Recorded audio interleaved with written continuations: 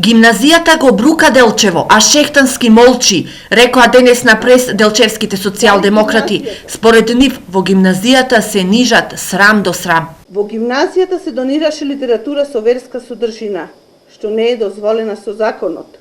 Зошто го дозволивте ова и која е заднината на оваа донација? Врв на срамот е последниот педофилски скандал, кога вработен во гимназијата со мобилен снимал девојчиња во соблекувалната.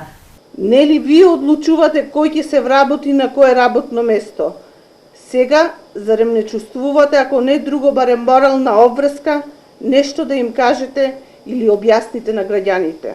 Поради ова, делчевските социјалдемократи прашаа: дали можеби ќе биде подобро ако оставката на ВД директорката на гимназијата ја извадите од корпата каде ја фрливте, па да ставите некаков ред во училиштето?